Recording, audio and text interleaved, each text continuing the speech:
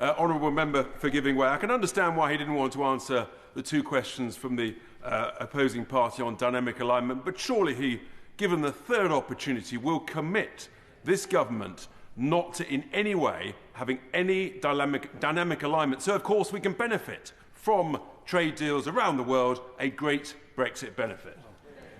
But in the last few weeks, we are absolutely benefiting from trade deals around the world. And nothing that we are doing with the European Union is stopping it. If he wants evidence of that, he can see the UK-India trade deal that this government has agreed in recent weeks. He can look at the deal with the United States that this government has agreed in recent weeks. And nothing that we are doing with the European Union cuts across this. Our position has been we will not choose between our allies. The UK's national interest lies in deepening our... There's nothing dynamic about the party opposite. Mr. Speaker, it is deepening our trade relationship with all our partners that is in our national interest. And I have to say, I've given way a number of times now.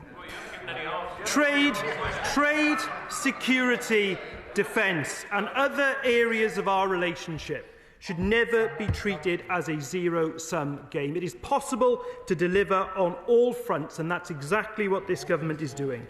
So I look forward to turning the page next week, Madam Deputy Speaker, as we forge a new strategic partnership with our European friends, making Brexit work in the interests of the British people. We are stepping up and meeting the moment, making people safer, more secure and delivering growth. Delivering, Madam Deputy Speaker, in our national interest, which is what this government will do. The original question was as on the order paper. Since when Amendment A has been proposed as on the order paper? The question is that the original words stand part of the question. I call the Liberal Democrat spokesperson, James McCleary. Thank you, Madam Deputy Speaker, and my thanks to the Conservative front bench for bringing this motion, which reveals, if nothing else, the sorry state of their party. Not a vision for Britain's future, but a stubborn fixation on a failed past. Their botched Brexit deal has left us not flourishing, but floundering, not prosperous, but poorer. The Tories' dreadful Brexit deal has been utterly ruinous for our economy. While they cling to their Brexit dogma, British businesses, farmers and fishers across every corner of our country face the harsh reality of their record of incompetence. Britain deserves more than hollow promises and endless excuses. Britain deserves better. Their motion today, the Conservative motion, is a checklist of their own failures. What was once a pro-business party of open markets and free trade now cowers behind trade barriers.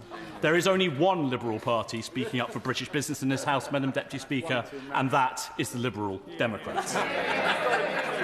Businesses that were promised a bonfire of regulation are now buried in paperwork. The Tories didn't deliver the streamlined trade they promised. They created a bureaucratic nightmare. Instead of course... I'm grateful to my honourable friend for giving way and giving me the opportunity to speak on behalf of one of my constituents who started a business importing organic produce from the EU. They have to pay to recertify the organic produce in the UK at their own cost, which is killing the business. Is this the type of red tape introduced by Brexit that the Minister should remove?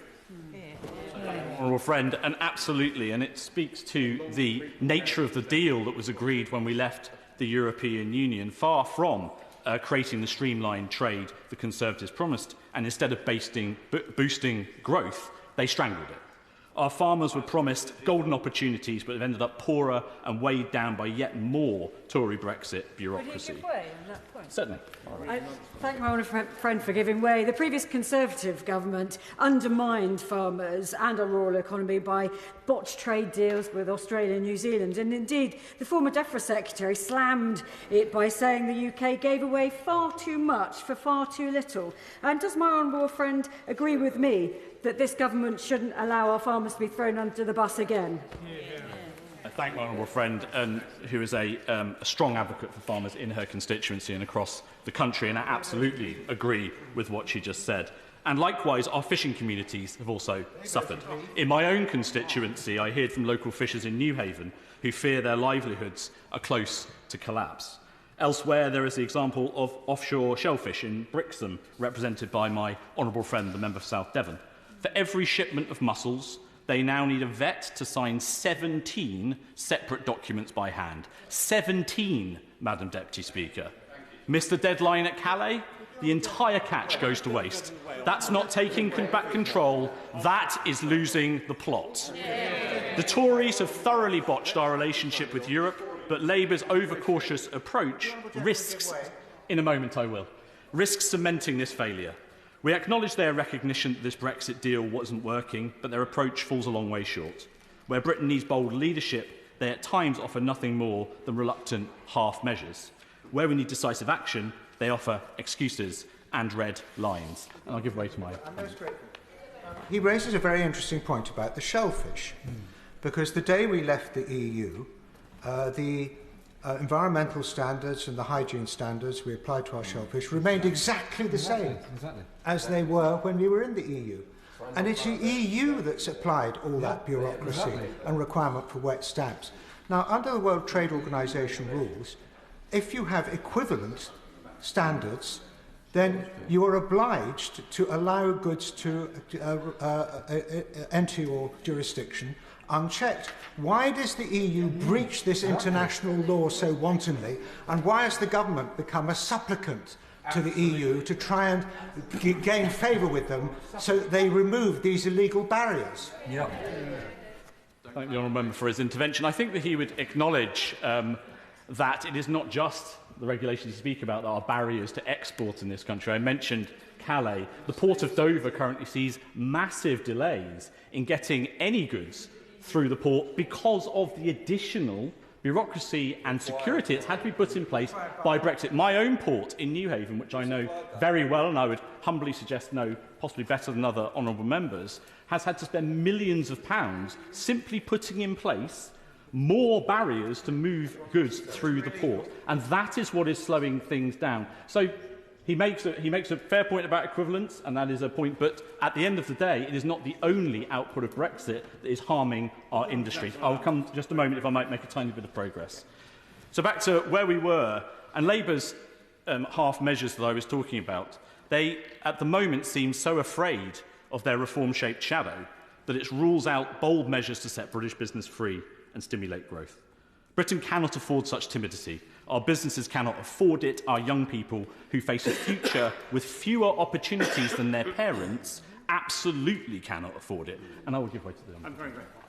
I assume the Honourable Gentleman is not advocating returning to the common fisheries policy. The common fisheries policy, with its ludicrous quotas and equivalent, effectively was bad for fish as they were discarded live, and bad for fishermen who were limited by quotas. It was a disaster. It had a detrimental effect on fishing the industry across the whole of this country. Surely he doesn't return to that. I don't remember for his intervention. Absolutely not. The Common Fisheries Policy did a lot of damage to British fishing, as the Common Agricultural Policy did to farming. Yes, of course. I thank my honourable friend for giving way on that point. It's possibly worth noting that the honourable member for Clacton attended only one fishery committee meetings in the European Parliament out of the potential 42 which he could have attended, thereby never speaking up for British interests, which is potentially why the Common Fisheries Policy wasn't to our benefit. I thank my honourable friend. What we have advocated for around all of these areas is a new relationship with Europe, which would involve a new discussion around fishing. It doesn't involve, unlike the Conservatives apparently cannot cope with the idea that we can actually move forward in the world and have a different arrangement. We don't have to go back to what we had before. And the Liberal Democrats have a very clear four-step roadmap to rebuild our European relationships. In a moment.